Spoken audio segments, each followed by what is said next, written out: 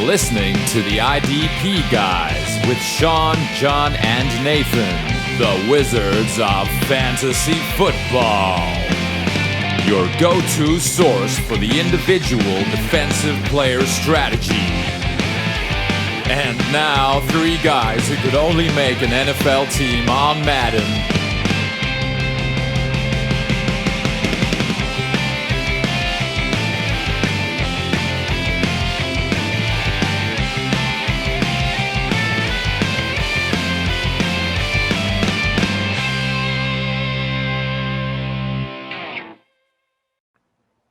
All right, welcome back to the IDP Guys. This is episode 140, and I'm joined with my co-hosts, Johnny and Sean. What's up, guys? Hi. Yo. Yeah. How are you? Yeah. It's been a while, huh? Yeah. It has been a while, and so I think we should address, our absence in this offseason, and, because what the last show was Super Bowl, and we said that we would be back late March, gearing up for the rookie draft, and that didn't happen. Yep. Some decisions were made, some priorities were evaluated, and we have come to the decision that this will be our final season. So this is the season premiere, our final season premiere, and we will be ending before preseason. So once we're just kind of here wrapping up the show for 2 months. And we have a great guest for our first guest of the season later on. That's going to be the majority of the show, just talking with Justin down with IDP, right, on Twitter. Yeah. Yep. And so, I guess we talk a little bit here why we're ending it, and mainly it's. Do you want me to explain it? I'll explain it real quick. Here's the deal. I have 1 day off every week, and these guys are Eastern time. So we're filming the show an hour later than where I'm at, and I want to make bar close. Like, for real, it's fucking horseshit. I have 1 day off every week, and I can't make bar close because I'm filming the show Eastern time. So we're blowing up the show. That's where we're at. That's the entire reason. No, I got promoted at work too. I'm working like 60 hours a week. It's just, after last season was such a fucking grind for everyone, and it almost got not fun. So we kind of took a 30,000 foot view at everything and decided to change shit to make it fun again. And this is part of it. Like, sorry. Yeah. Go to the website. Right. I think we're transitioning to where the website is just, it's what draws people in. The podcast is how we started. It was fun. There is something to every week putting on this show and doing all of that work along on top of everything else that we do in our own personal lives that has just kind of made fantasy football and football not fun for each of us individually in different ways. And so we decided, rather than keeping this going and it becoming, whatever, maybe Sean drops out because he's got to go to the bar more often than actually record or write. And we get someone in, and then we start like changing out like people. No, like this is the crew that started this. Sean came in, 2 episodes in and stuck around. I didn't even try and stick around. You tricked me into it. Yeah. You tricked. I was a guest, and then you were like, "Hey, record next week." It's like, "Yeah, cool. How about next week?" Cool. Yep. Okay, so you're just like on this show now. Yeah. So we decided, why not do like a last hurrah? It's all of us. We're going to come with some great guests that, we've put together a great network of people over the years. And I know that all of them want to come back and say, their final farewells and everything from our audience through the podcast. And so I personally thought that was a great idea. And, we're all moving on. Johnny's got his new job. He's going to stick around still writing articles. He still puts in 50K words a week in the season. So you'll still get that. He still does his other, podcasts and shows. But we just felt that, it was time to kind of move on. I have other ideas that I want to, move forward with as far as different, different parts of the industry that I'd like to pursue. Getting more. My design company has been taken off, so you can just say porn, dude. Yes, I'm getting into porn. You can say. I mean, I've always been into porn. But... The money's better. The money is much better. Yeah. But yeah, so I mean, this is going to be kind of our final farewell to our audience from the podcast. IDPguys.org is not going anywhere. In fact, we've been expanding. I mean, if anyone remembers, we shut down the site over the playoff season. I did a ton of work, and then we relaunched right around our last episode. That's been going great. I've done another cleanup redesign of the front page to just based off of some initial kind of suggestions from people that have been using the website. So there's another one today. We added things like Facebook login. So I notice a lot of people having problems logging in.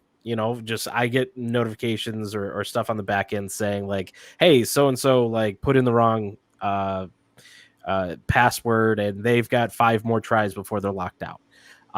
And so I was noticing that a lot. So I put in, Facebook and Google logins.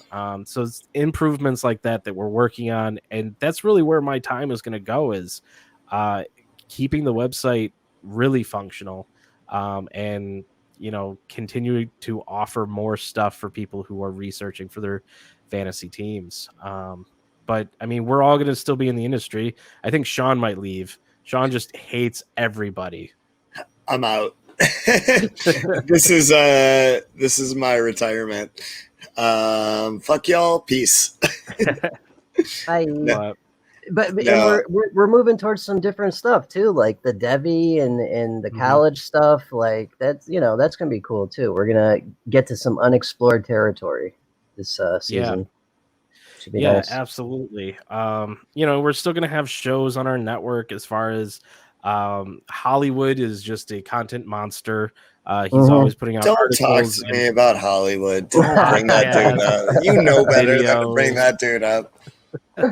We're gonna be at the Fantasy Football Expo. I will be. Sean might be. Johnny wouldn't go there if you paid him.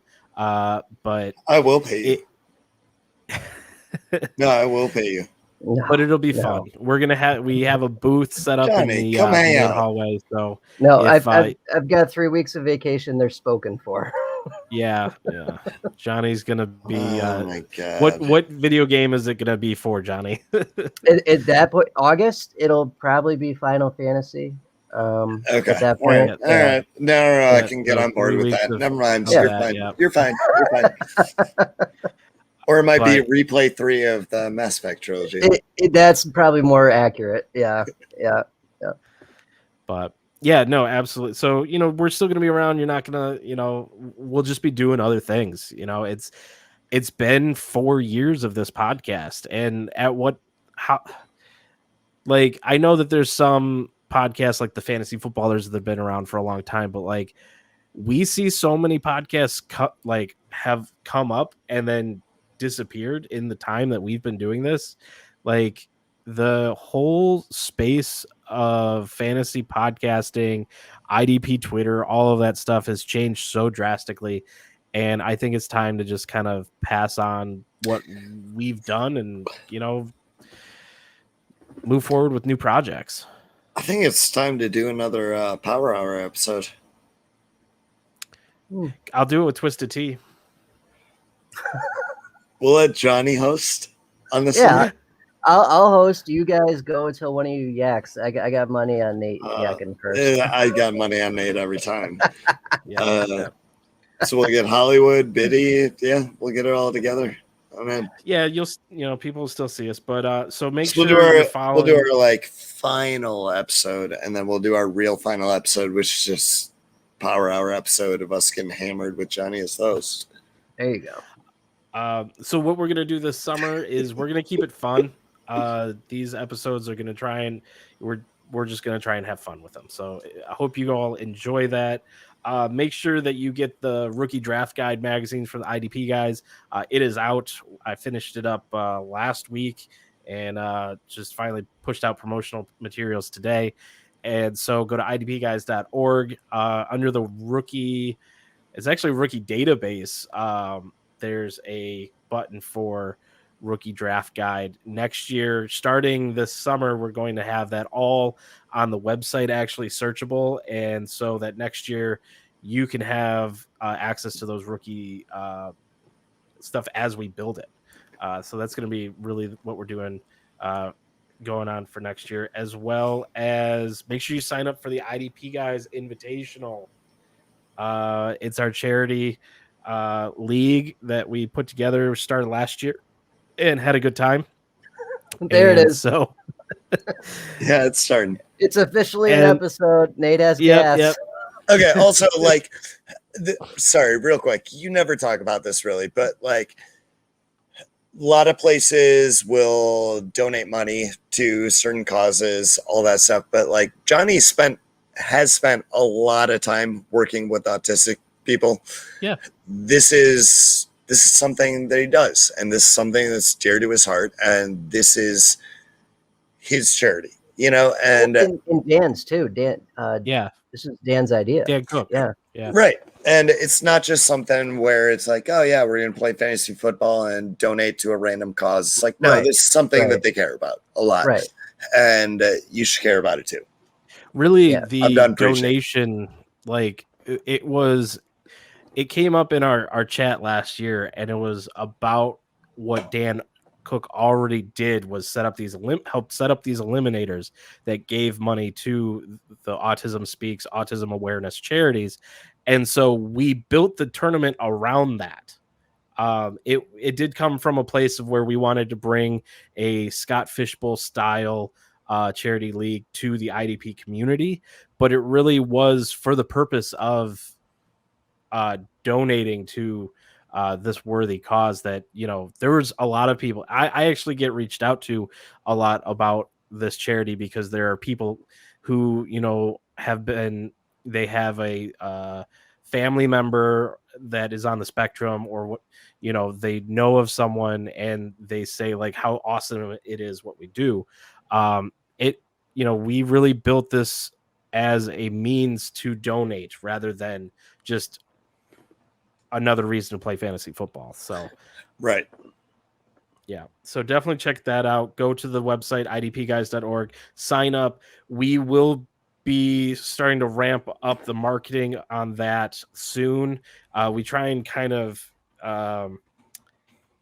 we try not to get in the way of Scott Fishbowl. So like there's going to be a lull coming up soon as the invitations stop for Scott Fish.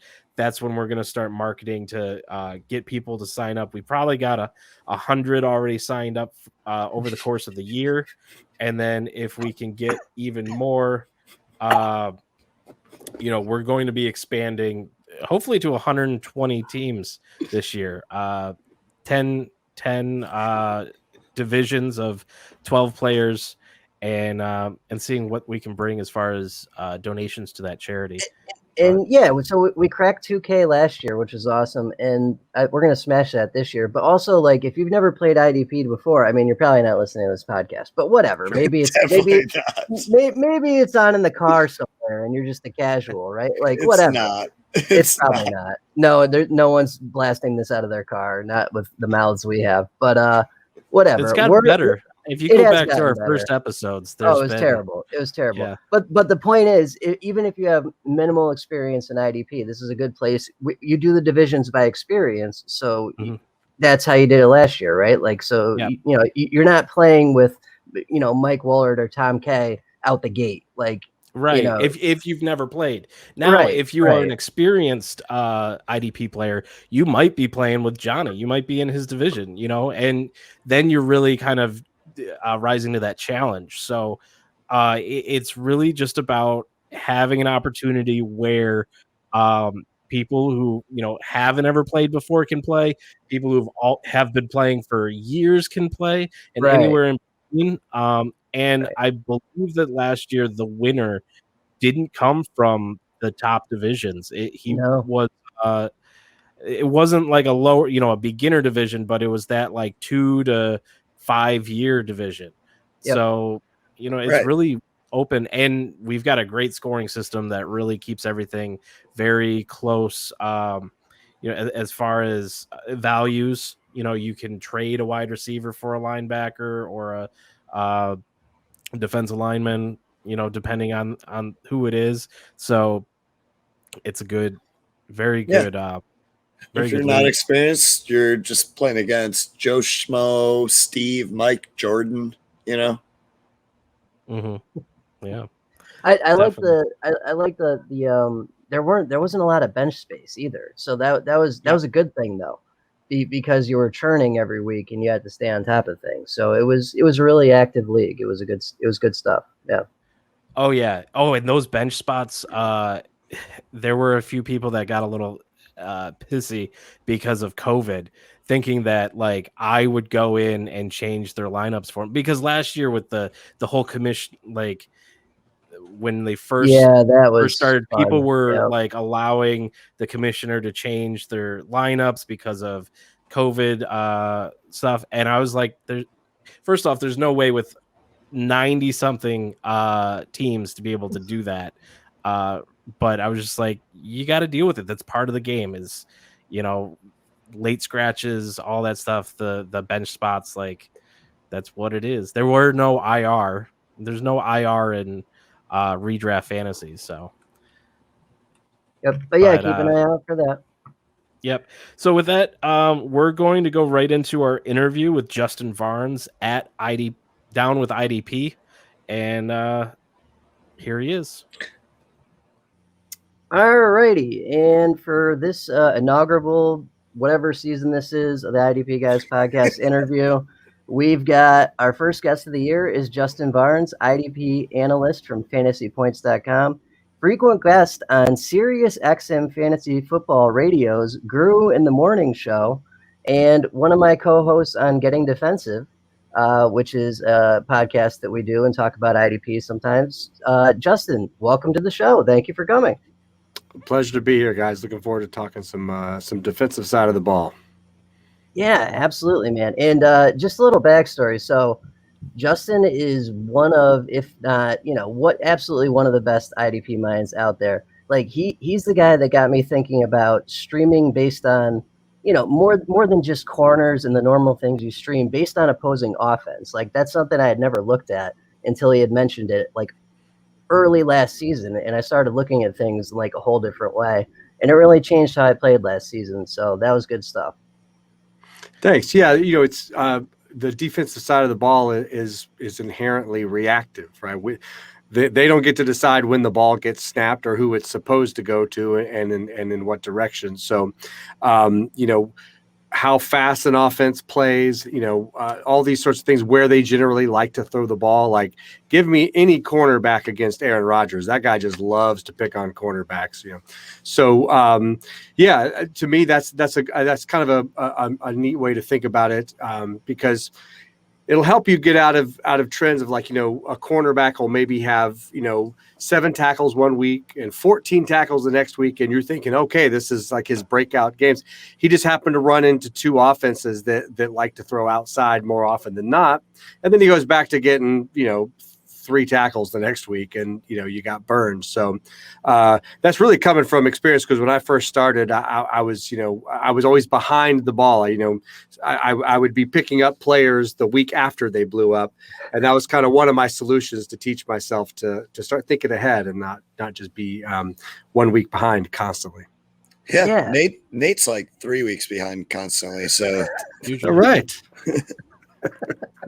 I'm a whole year behind this year. That's okay. I'm not even sure who's on what team anymore. I'm still in 2009. Matter of fact, my T-shirt still says 2019. I'm just acting like 2020 didn't even exist. I love that you got the Grapefruit League on there. I collect stupid minor league baseball team hats. Oh man, I love that. Yeah, dude, I have probably 45 of them now. I get drunk and I buy these minor league baseball hats. I look for the dumbest teams, the dumbest logos, and I just wear them. I'm into it. So I'm going to assume that you must have my hometown's cap, because they have the dumbest minor league name I've ever heard of in my life. They used to be the Jacksonville Suns. Oh, the Jumbo Shrimp? Now they're the Jacksonville Jumbo Shrimp. Oh, yeah. I rock that one all the time, man. That was actually I was playing in MLB The Show, and you start off as a minor league player, and they're like, "Yeah, you got traded to the Jumbo Shrimp." I was like, "This shit can't be real. This can't be real." And I Googled it. It's real. I was like, and that is what did it. Later that night, I'm like 9 beers deep, and I'm like, I gotta order some merch, and I just ordered a bunch of minor league baseball hats. So Jacksonville Jumbo Shrimp, that's what got me started on this. So that's really funny. Yeah, because I went through that phase several years ago, like the Mud Cats and just getting all these. I kind of went through a similar phase, man, because I think minor league ball is fun, and it's like it's a little on the goofy side for baseball, which is always good for me because I'm probably way too serious of a baseball fan. So it's good for me to like remember like these guys are literally running around in costumes, just throwing the ball around. They're having fun. Yeah, exactly. That's all. So what's that one you've got now? What is that? Okay, so they do like 2 months every year. That it's like 1 month or 2 month where it's Latin heritage for single A ball. So this is the Locos. So I have a bunch of these where they change them all to like Spanish team names. Yeah. I got the Papas Fritas. I got one that's like it's a festival in either Mexico or Southern America, and it's like the mascot of that festival, but the name literally means giant bladders. The giant bladders? Yeah, Vegigantes. Because like at this festival they like inflate cow testicles and then they paint them, and I was like, dude, I gotta have that. Like, how am I not gonna buy that? And man, people think I'm nuts, but yeah, whatever. So we're gonna talk cool. IDP at some point, I promise. But I'm fascinated by this. The giant bladders. I'm gonna have to look that one. Yeah, Vegigantes. Check it out. Yeah, it's pretty dope. It's funny because Sean brought this up. This was a few months ago. He started collecting these hats, and so he was sending me some photos of it, and it actually got me into the idea to create my own minor league teams. Yeah, which I then created logos for, and I've got about 4 of them.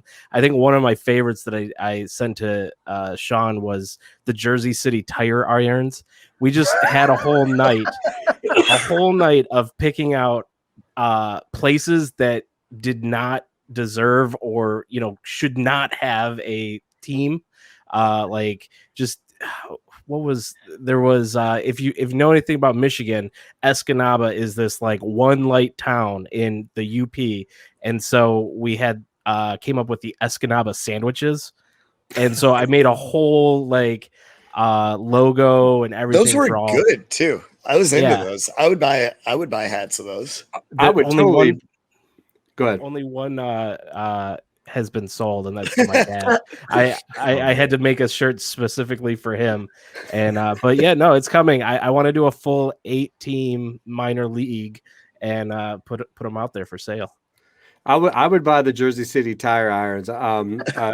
When I'm not doing this, I'm a musician, so I lived in New York for a long time, and I eventually moved out to this like really dumpy basement apartment in Jersey City. That's right up my alley. So I need to. I'll take one of those Jersey City tire irons, and I have to Vegigantes, okay, and then I just need to.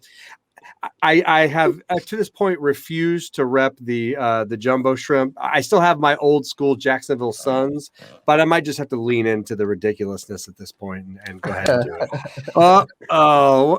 Look at that. It?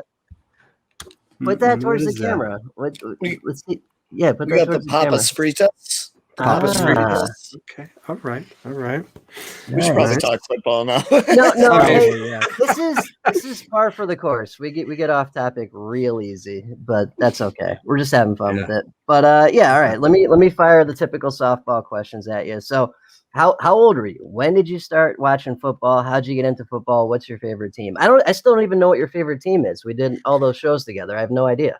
Well, I got into football. I was 9 years old in 1983 when I'm from Florida, and back then there were no Jacksonville Jaguars or any of that sort of stuff. So you had the Tampa Bay Buccaneers or the Miami Dolphins. And 83 I was just getting into football.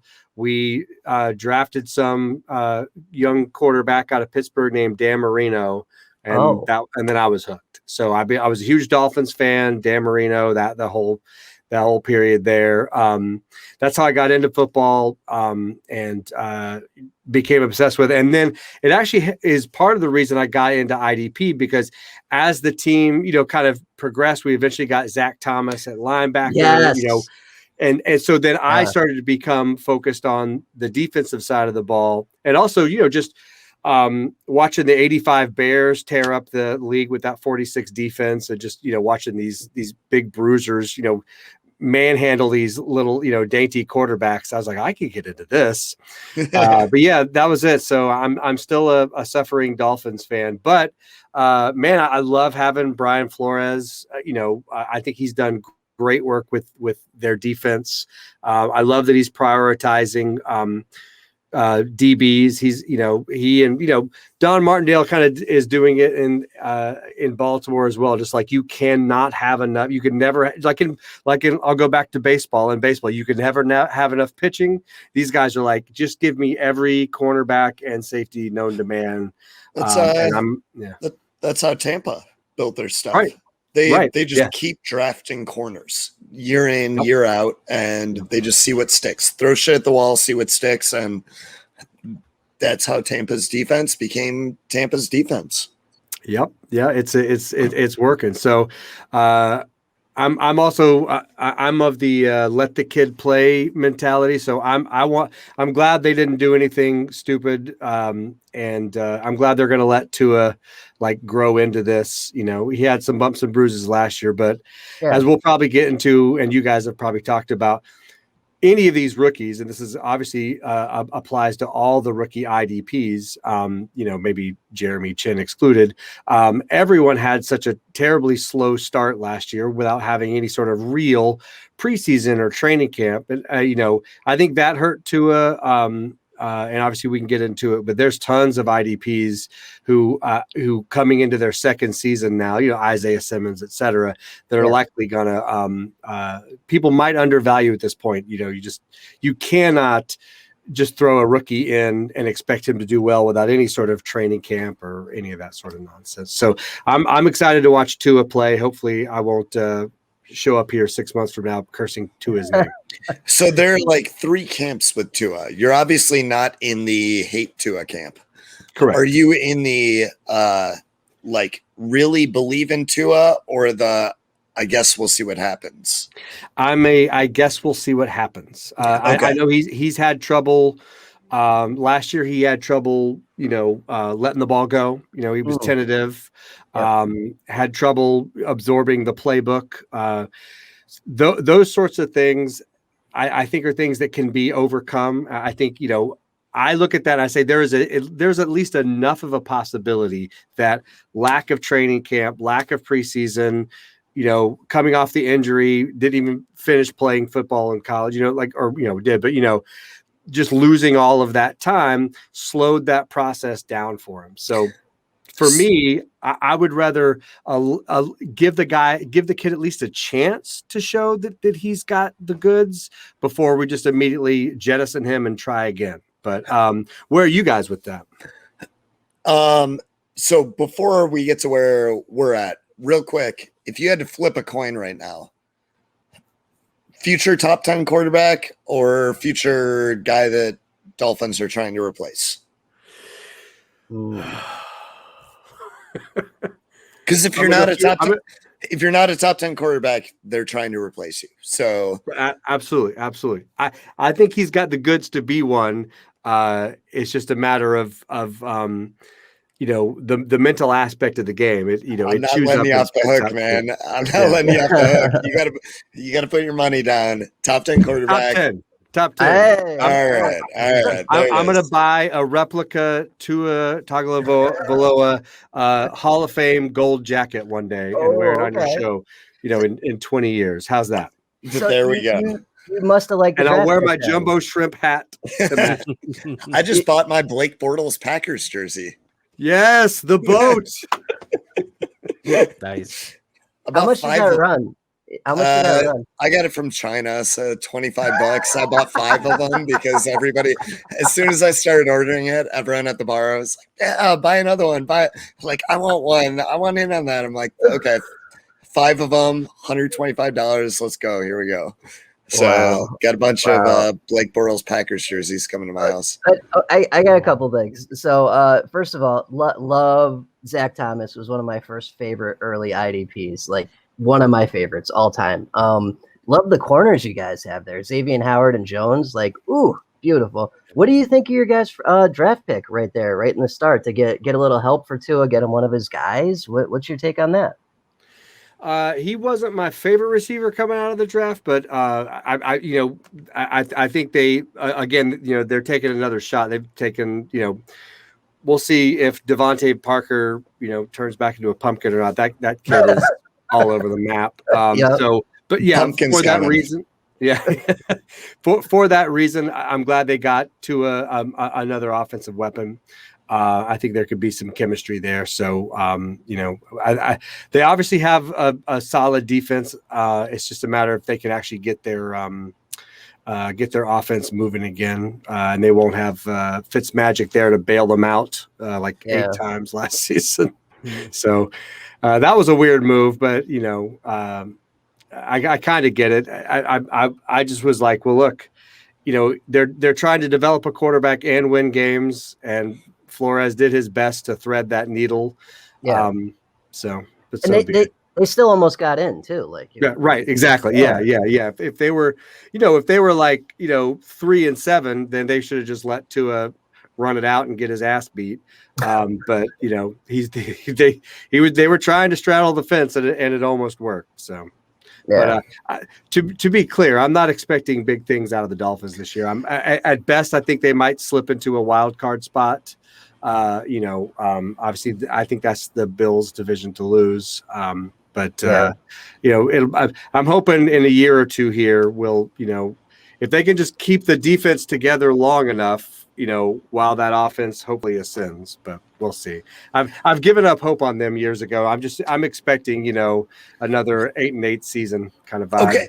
You say you've given up hope, but in my head here, I'm sitting here listening to you being like, man, it must be nice to have hope. Whereas Lions fan here, we're sitting here, we're just like, what is this team? Like, this is humiliating. Fans, yeah. It's no, it must be nice to have like a young quarterback where at least there's like potential. You can believe in the potential. And I'm sure you guys have talked about this ad nauseum, but now I have to ask, how do we think Goff's going to do there?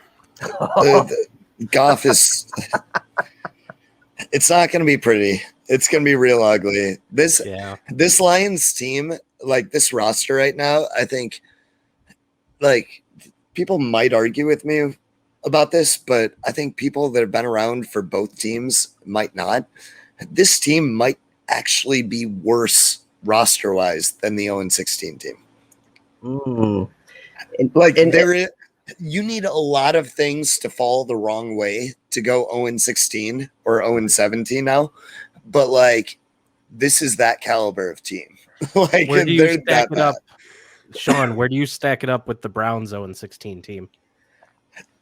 It's better than the Browns, worse than the Lions.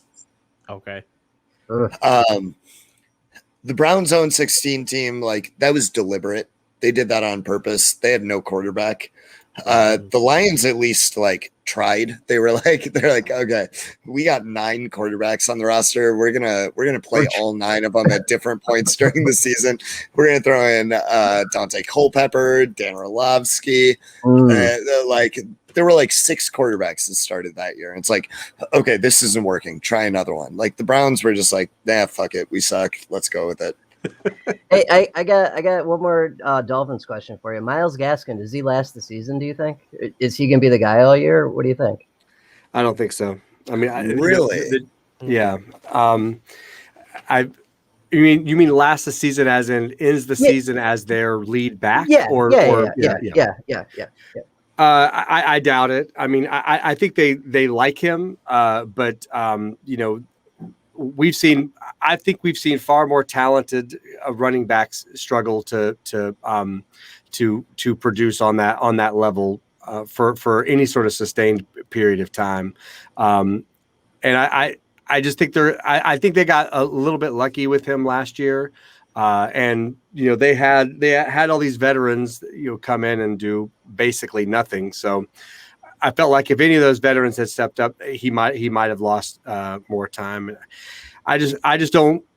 I'm not saying he's going to be terrible, but if they are in the playoff hunt, let's put it that way. If they're in the playoff hunt, I think they're going to piece together whatever they can to make that work in their running back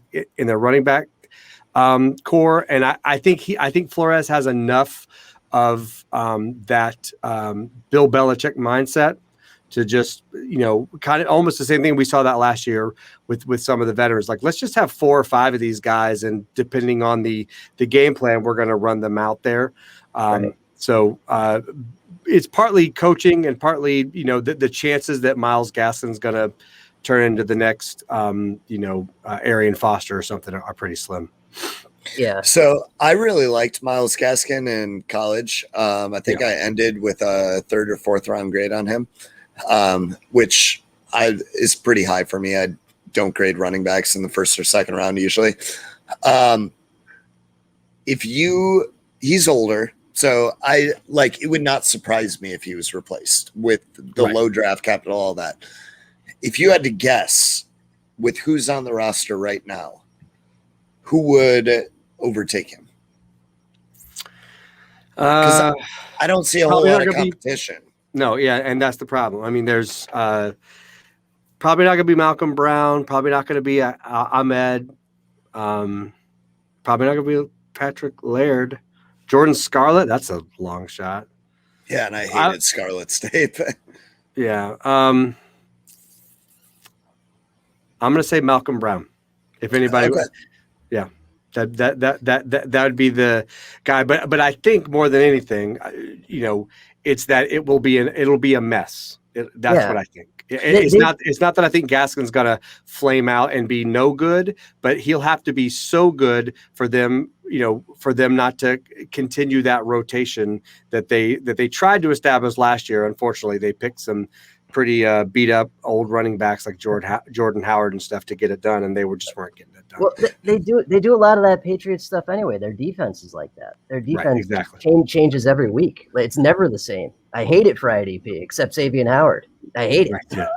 So if they do that rotation though, what do you think Myles Gaskin's ceiling and floor is? Like, are we looking at like an RB 18, RB 36? What do we think? Yeah, I was going to be a little bit more generic, but I was going to say RB2 would be the ceiling, I think, at best. So that, that's that, like, RB20, RB, let's say I would say his ceiling is RB20 to RB17, and then the floor is, let's forget the actual floor and let's say RB 40-ish, kind of a thing. Right. The floor if he's still like part of the mix. Yeah. Exactly. What do you guys think of Jared Dokes?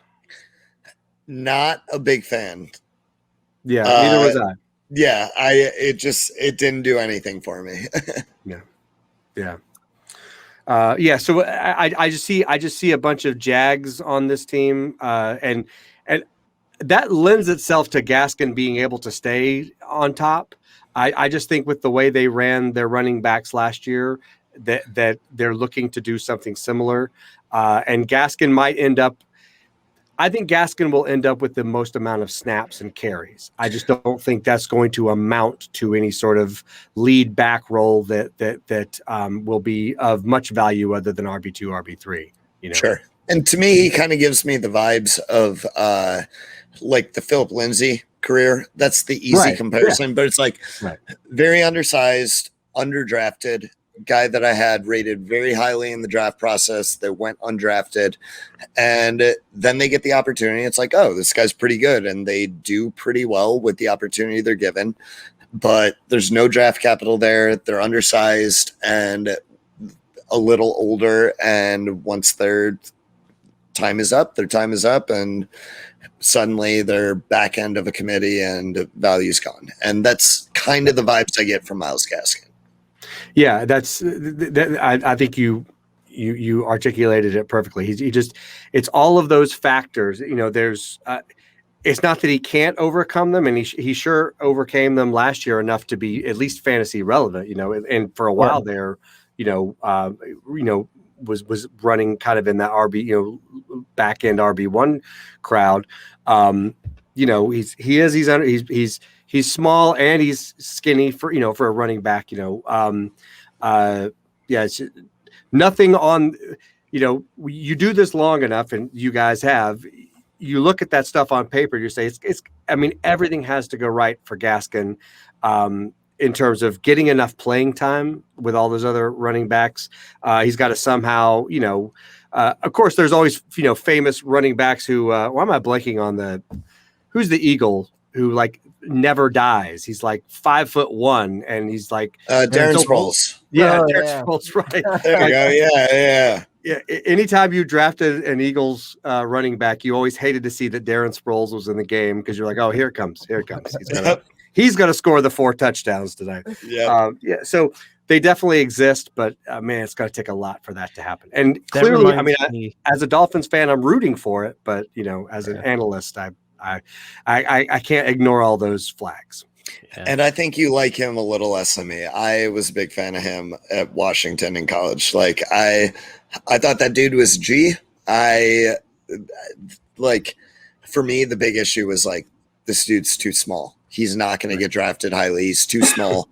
And then he didn't get drafted highly. I'm like, too small and didn't get drafted highly. And then he got the opportunity. I was like, this dude's going to ball out. Let's go. And I think I probably got to back off that because like he is not going to sustain this long term. There's no reasonable way that he does that. But he's a good player, and he's just going to be Philip Lindsay. It's just that's what's going to happen. Well, if you think about, let's go back to the kind of Patriots system of running backs. Like, they did a good job of some of these running backs where it wasn't,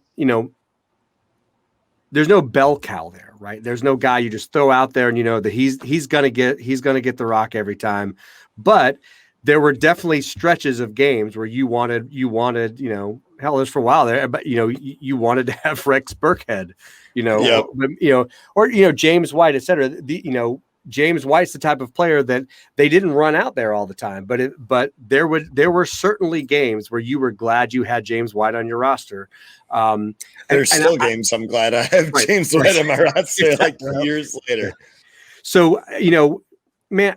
I think you're right in that aspect. I think he's going to be. He has the potential to be the sort of player where you can't rely on him week in and week out, but he will definitely have he'll have his fair share of games where they will feature him in some sort of enough of the offense in that particular week, or maybe it's a little run of weeks. It's the every down beating that he probably can't sustain for years to come. But that doesn't mean he's not going to have some serious games. And I think this year is another chance for that.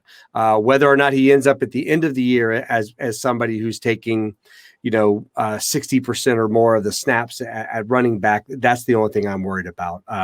I could see him being useful for several years to come in that offense, but I think James White is a good, or Philip Lindsay. I know they're different players. That's kind of that's the range of outcomes. Yeah, exactly. That's a great way to put it.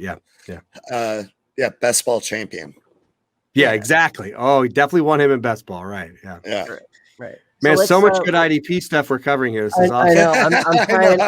I'm looking at Johnny's blood just boiling right now.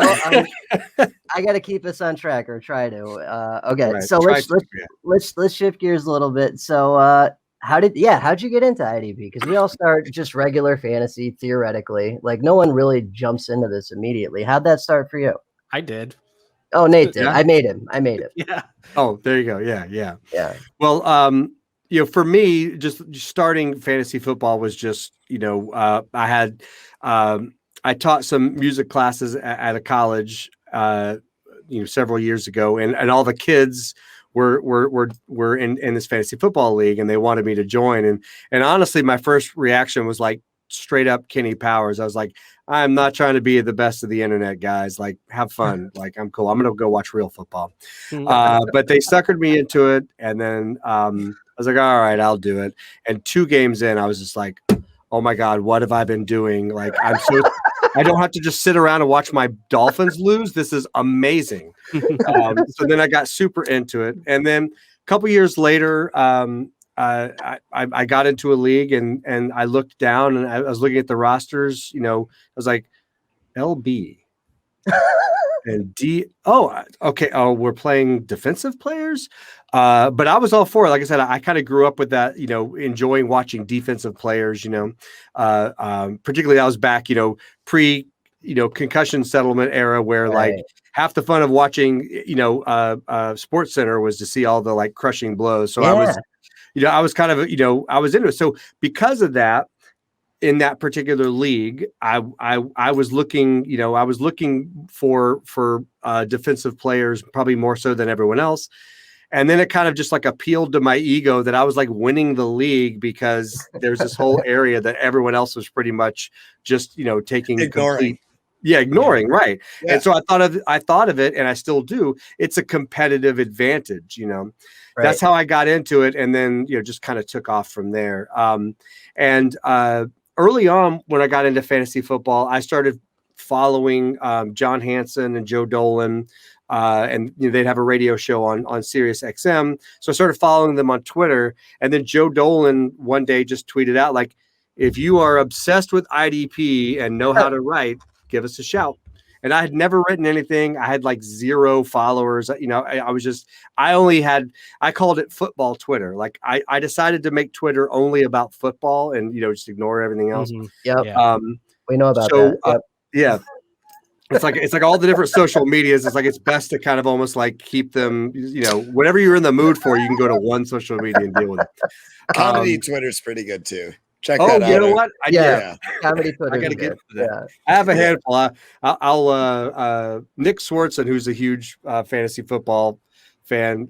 He's one of my favorite followers there. I got a bunch of like off-brand accounts. DM me later. I'll send them all to you. Yes, please do. It's very much like a great break from football where it's like late at night, you're just exhausted and you're scrolling through and it's like, oh, that's super fucking funny. And I can dig that right now at 2 a.m. The DM will be coming. That's great. I'm into that. But I had never written an article, I was decent with grammar and all. I was like a decent writer, but I've never done it like that. And so I said like, hey, I just sent him some like funny email, just like making fun of IDP and whatever. And he said, man, I like your sense of humor. Do you have any articles? I was like, no, but I'll make some up for you. He said, okay, well, let's give it a shot. So I sent him some stuff and, Dolan is actually really good at IDP. And so he like kind of put me through the paces and kind of taught me like, all right, this is what we're going to need. And, have you thought about these things?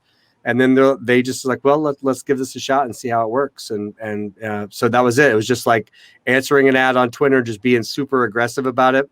And, the sort of thing where like you send the stuff out and then you go to sleep thinking like, there's no fucking way these guys are going to reach back out to me. And I get an email like 3 days later. I'm like, oh my God, they responded, And I was like, okay, I guess I have to learn how to write articles and meet a deadline and stuff. But yeah, so that's how I got into it. What is going on Sirius Radio like? I mean, what's that like? Well, it's a lot of fun, and I got really lucky because when it started last year, Hansen's radio show is in the morning, but he has to fly. He does the for DirecTV, he does like the NFL Red Zone or like a fantasy zone thing. So they fly him out to LA to spend all Sunday there, and then he immediately flies back to do a Monday morning radio show. So for a while the pandemic and everything was still going on, they taped everything ahead of time. So I didn't have to go on the air live for the first like 3 shows. It was taped and we had time to chill and whatever. So that helped kind of calm the nerves, you know. That was your first 3 shows? Yeah. My first 3 shows were all taped. Yeah. So that helped to just all of a sudden be like, you're on the air and they ask you some question. You're like, oh, I'm blanking. Who plays football? I don't even remember anymore. So that kind of helped it, but it's been fun. You know, usually what I'll do is it's every Wednesday morning when the season isn't in effect, and it's just like a little 15-minute spot. But you know, I'll send him 3 or 4 things that we're going to talk about, and you know, they're pretty good to kind of feed me and lead me through. But it's been fun, and it's definitely something I've always liked. You know, I always like listening to the Sirius XM fantasy stuff. It's like, man, I want to be on there one day. I was like, oh shit, I'm actually on here, you know.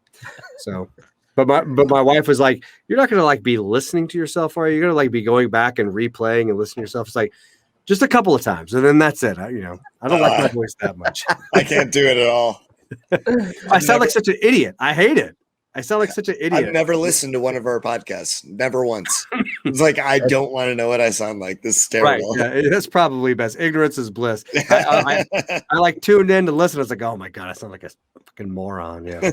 No, you don't. That's so cool though, man. That's really good stuff. Okay. So, I mean, let's just circle back to this real quick. Cause I want to know, who were some of your early favorite IDPs? Like London Fletcher, Winfield Sr. was probably my overall favorite ever because you were getting safety 1 production at corner every week. That shit was crazy. Zach Thomas, Ray Lewis, like all those guys. So good. So Jelani Tavai. Jelani Tavai. that early IDP. Yeah, I mean, some of mine were kind of the big ones, you know, Patrick Willis, DeQuell Jackson. Yeah. I remember him. Yep. Oh, yeah. I forgot about him. He had some good years in Cleveland, and then he closed out with the Colts. Had some monster seasons there. Speaking of the Colts, I was a huge Bob Sanders fan. Yeah. You know, he was I just loved watching him play. And before he kind of like faded out there toward the end, he had a couple of monster seasons at safety. But man, I used to love watching Bob Sanders play ball. That was back in the Peyton Manning era, Colts. You know, he could have been a Hall of Famer, man. Seriously. Yeah, absolutely. If he would have stayed healthy, he could have been a Hall of Famer. Yeah, absolutely. So those are probably some of my early favorites, you know. And then once Kuechly got on Carolina, I was just like, oh, that's the dude, man. I was all into him. Yeah. Okay, so this is close question wise. What's your favorite football memory all time? It's got to be Marino's fake spike. I watched it live. You know, no, you were there. I watched that shit live. Oh, sorry. I mean, I watched it on television. I watched it as it happened. I wasn't like in the stadium. Yeah. Yeah. But that like blew my mind. I was just like, this guy's amazing. Like yelling at everybody. Did you see that last night? And what's funny is that I got spoiled because to this day, I keep expecting quarterbacks to do it more, and I'm shocked that they don't. I mean, I understand it probably can't work that often, and then when Peyton Manning did it a couple of years ago, I was like, okay, good. At least somebody's trying to keep that stupid. Stafford did it. Yeah, Stafford did right, the goal line. That's right. The goal line one. That was ballsy and I think awesome. I think that was the game that made Nate fall in love with Stafford. Yeah. Do you think Stafford's going to do okay out in LA? Yeah, he'll be fine. Oh yeah. Yeah. Be great. Yeah. Stafford is so much better than Goff. Oh my God, yeah. Are you guys gonna like quietly root for Stafford to do well? And if I already not quietly, I already bought the jersey. I'm not dude, quiet about it at all. It's a weird thing where it's like, man, like I'm not living in the city. What am I doing rooting for this team? Like I'm rooting for the players on this team. And like I don't like any of the players on this team. I like Stafford, and Stafford left, and I'm going to keep rooting for him. So Sean and I both root for the Lions and don't actually live in Detroit. Yeah. So Stafford, I will root for him for his entire life. When he gets done and he hosts Jeopardy and beats out Aaron Rodgers for that job, I'm gonna have myself a beer and do the Leonardo DiCaprio cheers gif. So yeah. I like that. Well, and that's actually one of the fun things about, fantasy football is when your like hometown players go elsewhere, you can still put them on your fantasy team and like totally enjoy them going off, not on your team, Yep. So it's been great in Dynasty having Stafford shares from previous years because he was dirt cheap. But now we go into any sort of startups, and I'm waiting for that, 8th round, 9th round Stafford share, and he's already gone in the 4th or 5th round, and I'm just like, come on, man. Like, he's got weapons now. He's got a defense. He's got a run game. He had weapons before. He just had shitty coaching. Yeah, right. And a cursed team. Yeah. I hear you. Well, we might get into some Matt Patricia talk here pretty soon, but I'll save it for now. Boy. We will not get into Matt Patricia talk because I will hang up this phone right now. We will just sign off. Right. Well, I do want to get you guys' opinions because, we'll get to that, but I've got some sleepers that I'm kind of chewing on for the upcoming season, and one of them used to be a Lion. So Kyle Van Noy. No, well, I love Kyle Van Noy, but I just assumed. I actually think the player, and he's not going to be like top 10 or anything, but everyone has forgotten about him, and I think he just got his head spun around the last 2 years. If you say Jared Davis. God damn it. Well, okay. On that same level, do you think Tracy Walker comes back this year too? Like, was that just a Patricia thing, or? I think Tracy Walker comes back a little bit. Jared Davis, he's going to be good for IDP. As much as I hate to say it, he's a terrible fucking football player. He's a terrible football player, but he'll be good for IDP. Right, exactly. So here's my theory, I'm blanking on the. I'm blanking on the Falcons middle linebacker. Deion Jones, Foye Luca. No, it was before Deion Jones. Oh God, I don't know. That dude. Anyways, he was terrible, but he just soaked up tackles in the middle, and so you used him for fantasy, and but you just knew like at some point they're gonna find out this guy's really not good at football. Right. Yeah. So it's like that's Preston Brown, 2016. Right. Yeah, there you go. Tahir Whitehead, former Tahir Whitehead, right. Josh Bynes, former Lion. It's all former Lions. We just soak up bad linebackers and send them off to soak up tackles. So, well, my thing about Davis is there are some players who are, and man, I'm so bad with names today. Also, Jones was the stud safety for my Dolphins for the last several years. Rashad Jones. Yeah. Rashad Jones, right? So Rashad Jones is this way too. And I think there's certain defenders who it's like if you try to get them to follow any sort of multiple scheme, right? They're just not built for it up here. They are like water boy type football players. They just need to see the football, see red, and go try to tackle that guy. And I think Davis is built that way. I think when you put too much on Davis's plate, which I think happened, he's just not capable of handling it. And I think being free of play calling duties or anything like that.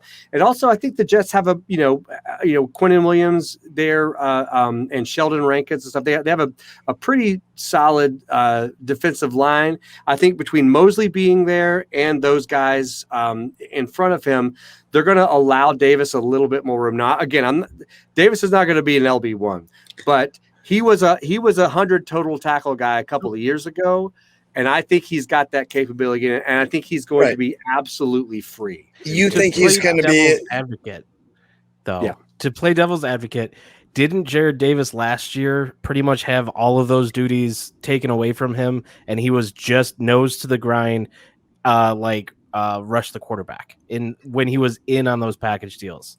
Like, right, yes. but he was rushed the quarterback. So he was basically a linebacker that rushed the quarterback sometimes. Right. That's not great for IDP. No, not at all. But as far as like you talk about a water boy type player, which is just where's like, your head at? Right. Torture. It's a torture. That's where it's at. Just like a water sucks, thing popping up on the quarterback, like just nose down, go and jump over the line and tackle the guy. I mean, I think that's probably what we saw last year, and I don't think it was the greatest. Well, I don't think he's got were pass not good rush at chops. Yeah. He's saying, he's saying he's gonna basically go get the ball carrier. You're saying he was rushing the passer. Very different. Very different. Oh, like stacking like being part of the box. Basically, sit in the box and like, go find the ball. Like find the ball carrier. That's what they did with Rashad Jones. Rashad Jones had almost no duties other than to let everyone else have actual assignments. I'm just going to wait until whoever has the ball and I'm going to go chase him down. And when they started to heap assignments on him, the whole Dolphins secondary broke down because, that's just not how Rashad Jones is built. And they eventually, let him go and traded him, whatever. And I think there are guys on the defensive side of ball that if they are not over, I'll give you another one. Miles Jack, right? When Miles Jack when Miles Jack wasn't the mic and didn't have play calling duties, he was a fairly decent player. Wasn't amazing, but he was good. And as soon as he became the mic had to have play calling duties, he completely slowed down, completely got caught up in traffic, completely lost his assignments. Then they moved him back to the wheel. They brought in Schobert to kind of run the defense. And then we saw Jack's statistics bounce back up. And I think Miles Jack last year would be Davis's absolute ceiling, right? I don't think he's going to have that. But I think, again, he's the type of guy that you can get for very cheap for your LB2 or LB3. And I think we're going to see a statistical bounce back. And there's also the possibility that, of course, because CJ Mosley gets hurt all the time, you might actually see extra snaps there. So, and I don't disagree with any of that. I guess I just am not counting on it long term, but short term, absolutely 100%. Yeah, and this would be he's cheap. He will be cheap this year. This will be a chance for him to to put up 80 to 100 tackles. And I've got him like in the low 90s for that, and I think that for a sleeper, for somebody that people will have all but forgotten about, I think he'll be that player. So you talked before about taking in consideration offenses. When you do your IDPs, do you think Jared Davis would be maybe like, if you're streaming linebackers, you might stream Davis on against a team that rushes a lot? Yes. Yeah, absolutely. Because he's terrible in coverage. Right. Exactly. What you want, where he will be effective is on teams that will run the ball a lot. Also, I'm thinking about game script, and I'm thinking about the Jets being behind, the Bills or the Dolphins, even whoever it might be, and toward the end of the games, they're going to just be controlling the clock and running out on them. Yep. I'm not expecting the Jets to be a 10 or 12 win team this year. So that was also in my consideration as well. But yeah, I think they will. I think because I think they'll be running a lot more 3 safety sets this year. I think Davis won't be a 3-down linebacker, and that's a good thing for him. He's going to be more of a 2-down thumper, as they would call him. And I think he's the type that it's the second half. The first half, he'd be like, oh my God, he's got 2 tackles, and he's going to end the game with 8 tackles, that sort of thing. Right. And that's another thing that you helped me start consider as well, that I used a lot last year, was looking at things like that. Like the Jets were dead last in time of possession across every the entire league last year. They're on the defense more than any other team. That's something else you can look at factor-wise. Like, that's good stuff, right? We can look at this from more than one angle, and that's a lot of those are things that you helped me understand like early last year that really helped long term. So that's good shit.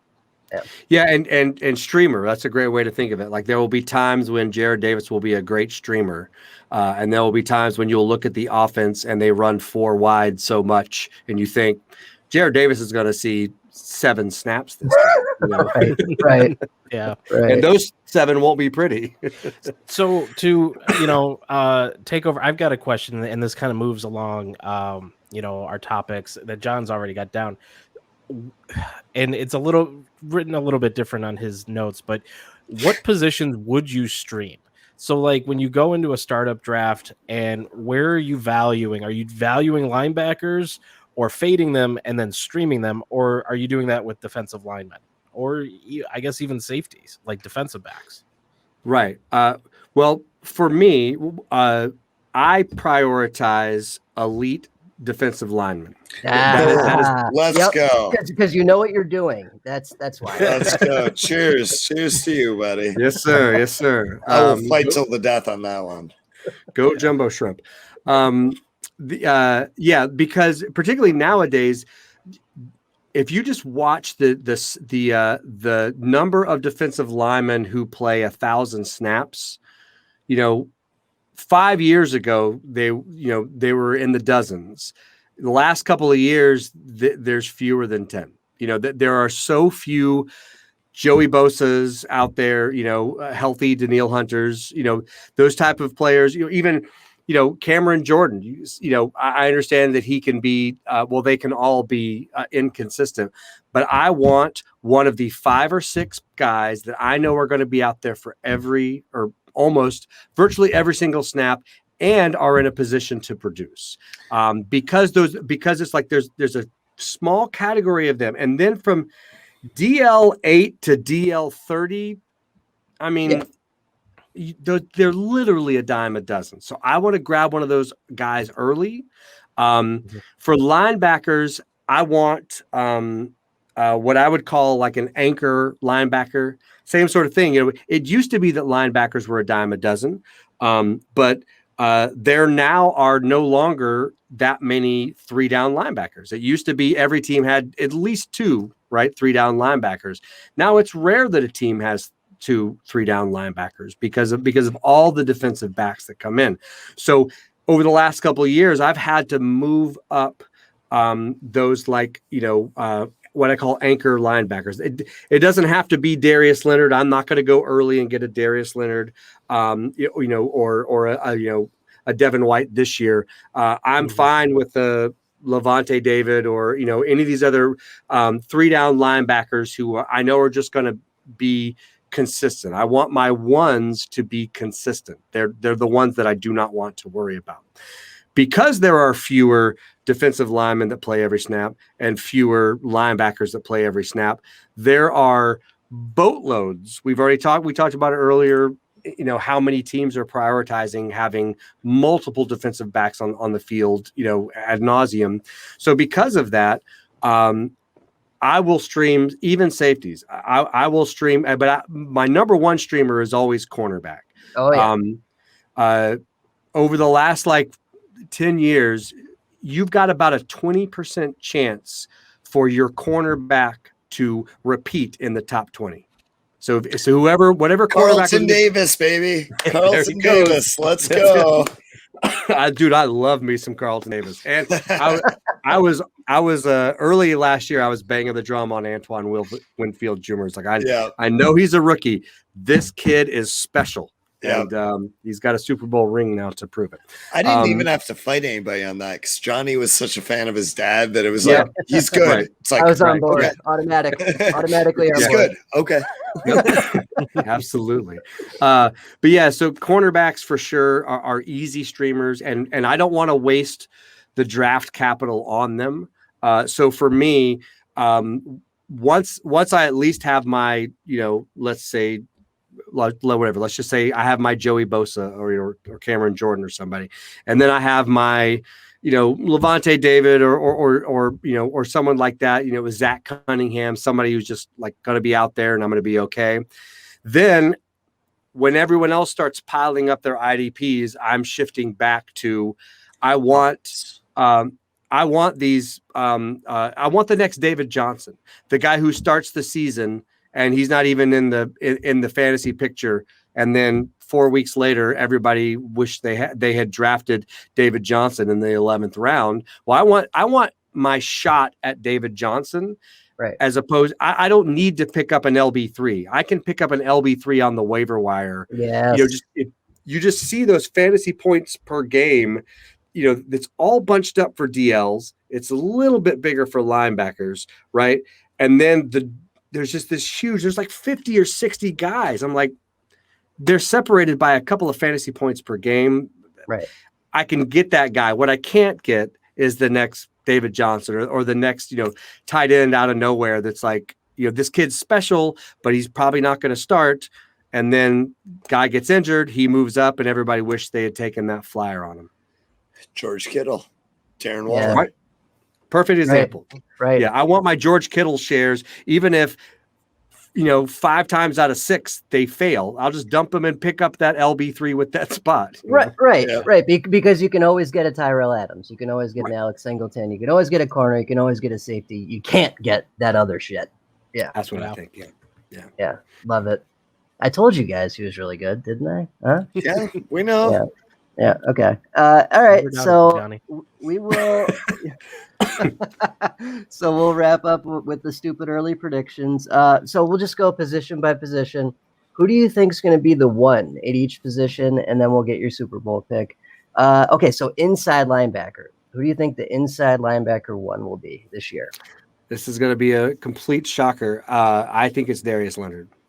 Oh shit! What? Right, crazy. You guys ever heard of that guy?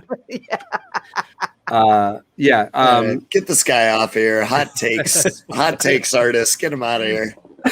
I think just as long as he's healthy, he even has he has even less tackle competition. They've made some shifts around there. That's the no-brainer for me. I mean, there's obviously, I'll tell you that the reason it's not Devin White is Devin White. I forgot how many he had. I think Devin White had 9 sacks last year. Yeah, right. Right. And I watched some of those games, and he just got lucky. He obviously he had to get it done, but 9 sacks for an inside linebacker is fluky. Hell, 9 sacks for an edge rusher is fluky. Sacks in general are fluky. They're mostly random. Yep. Right. So he obviously had plenty of tackles, but really he loaded up on fantasy points with his 9 sacks, and with Levante David still there. I know he's another year older. There's just Devin White has more tackle competition, I think, than someone like Darius Leonard. And I know we're splitting hairs here, but just looking at those factors, I can't repeat those 9 sacks for sure. Yeah. Looking at his numbers last year, he did have 20 QB pressures, which is an interesting and pretty high statistic. Right. 20 pressures with 9 sacks, though. That's a 50% sack rate. That's a huge that's insanely high. Right. Yeah. But you are right in that it is an indication that they rushed the hell out of him. I mean, they sent him a lot. Yep. And that used to be Levante who got sent more often than not. So yeah. That's the type of number where 20 pressures, you're looking at 4.5, 5 sacks. Right. Adding another 5 sacks to that'll inflate your numbers. Yeah. How about we're gonna split it up. Outside linebacker guy, TJ Watt, Zadarius Smith, that type of dude. You nailed it. I'm going TJ Watt again. Another shocker. I know. Yeah. If Chandler Jones comes back fully healthy, I never count him out. He gets, to me, Chandler Jones is, particularly if I'm in an edge league, I'm always shocked at how late I can get Chandler Jones over some quote unquote bigger names. Jones is one of the best edge rushers I've ever seen, and he gets buried sometimes. Is he a Hall of Famer? I think he needs a few more. I would love if he got a ring for it, but I don't know. I don't think he's a Hall of Famer yet. I don't know. What do you guys think? What else does he? What do you have to do to make it to the Hall? I don't know, man. Missing? That's kind of where I'm at. Where it's like I don't know what else he could do. He's one of the top sack artists in the league for the last decade. Like, I think he should be, in my opinion, but he has never had the name recognition. Like that's the problem. Yeah. The casual fan has no fucking clue who this dude is. Right. And that's insane to me. It's wild. He's like the one sack artist that nobody knows who he is unless you're like a real football fan. Yeah. Dude had 19 sacks in 2019. Yep. Yeah, I mean, he's posted double-digit sacks in almost every one of his seasons, obviously until last year, and it sucks because he started with the Patriots and had some pretty monster seasons there, and that would have kept his name recognition had he stuck around. But Belichick loves to build up an edge rusher and then ditch him.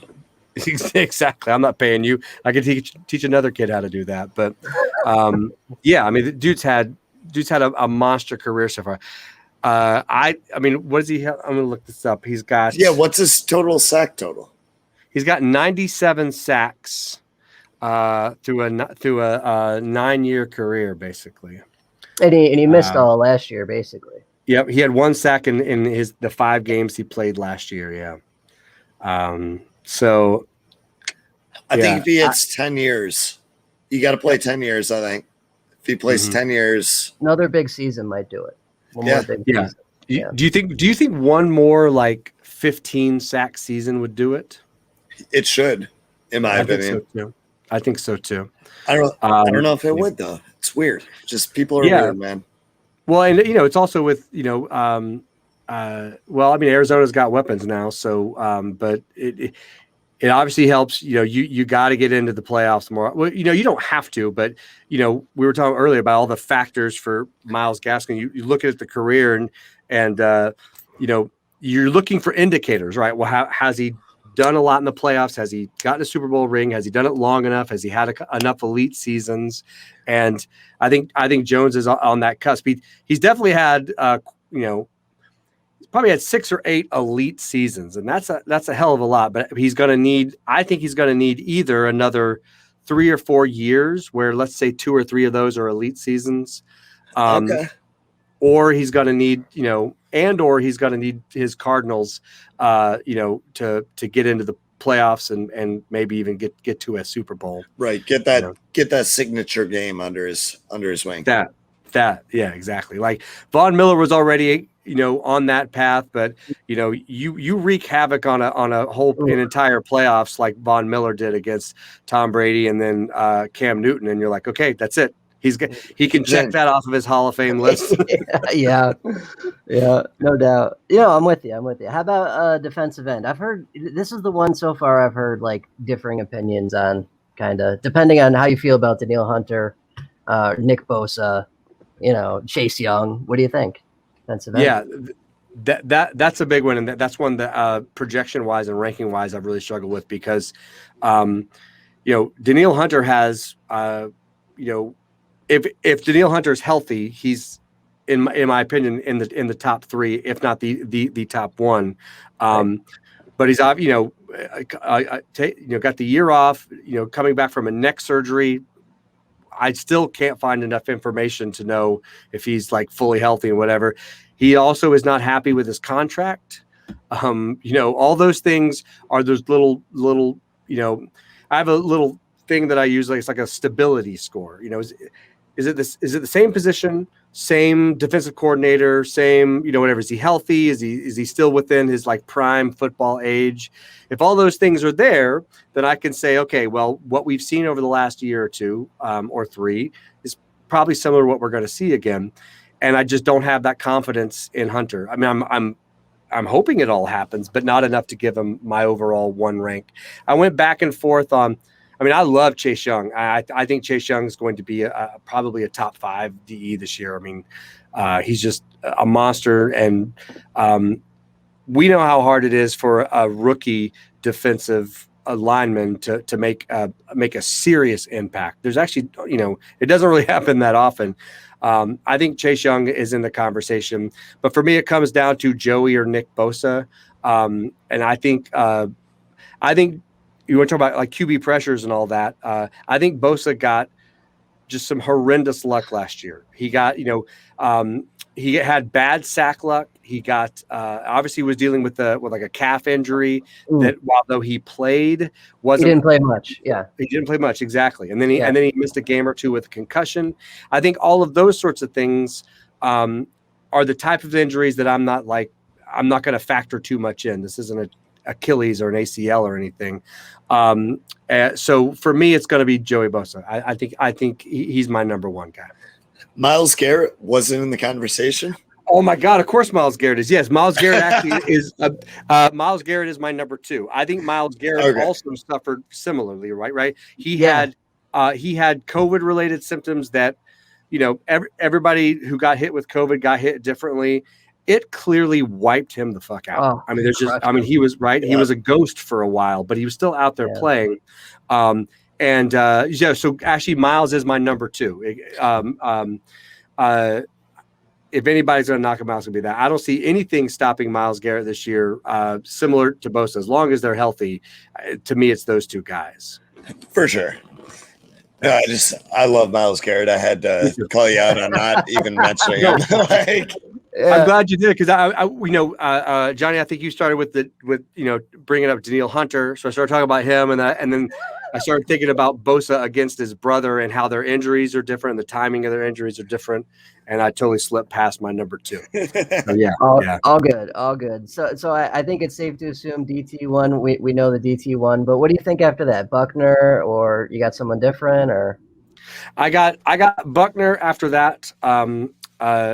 Probably it wouldn't necessarily be, it could be kind of a sleeper, but I continue to I believe that Quentin Williams will continue to ascend. I think he'll be scooting up in that conversation. I think Buckner's got more help now, which I think is going to do him well. He's still in the prime of his career. Buckner was one of those few like defensive linemen that their rookie season, he was already, creating havoc. So, I got Donald and then Buckner. Yeah. Can't argue with Donald. How about safety? Who are you taking in safety one? This one, I love this one. Okay, after everything I've just said about injury and stability and all that sort of stuff, you're going Derwin James. Yep. I can't do. I'm just in love with that guy's tool sets, man. I love that guy as a player. He is, in my opinion, I love watching Jamal Adams, and I'm thinking like that's Derwin James. You're talking about a guy who's got pass rush chops. I think he's got all that big play upside as well as tackles. But for me, if he can stay healthy, it's Derwin James. I think he's going to finally have another fully healthy season and just be a monster, particularly because I still don't think those linebackers for the Chargers are, it's a combination of they're either too old or they're too inexperienced. They're still, Murray, this will be his second season. I think they're going to rely a lot on James for some combination of mop-up duty or rushing the pass or getting some big plays and kind of filling up those stat categories. Where are you guys with James? To me, I think he's one of the hardest to project. So I'm with you on James. Real quick, though, Drew Tranquil. Yeah.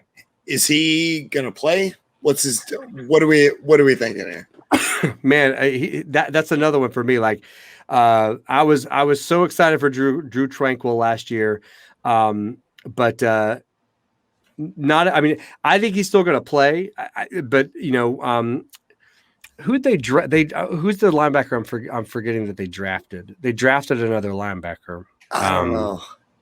But he was one where it's like, I'm looking at my roster. I'm like, okay, 53, 60-man roster. I really want to hold him. Yep. Can I drop him? I don't know. Yeah, and I know they still love what you call it, I'm blanking on his name. Kazir White. Yeah, Kazir White. Yes, I know they still like him.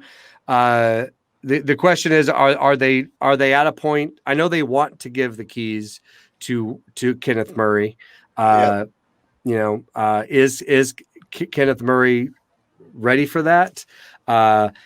I think it could start with Murray and Tranquil and White is that rotational linebacker. If that happens, then Tranquil will be usable. But I literally have no clue whether it will be White or Tranquil next to Murray. And I don't.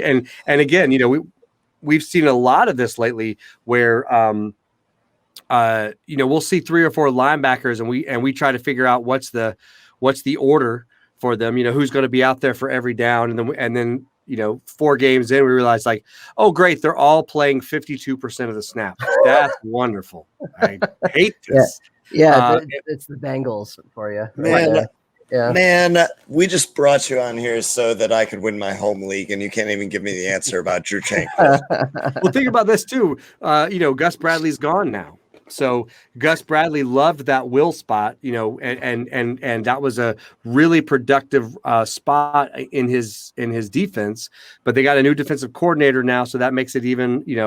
I'm pretty sure he's probably going to run more of that like Vic Fangio defense.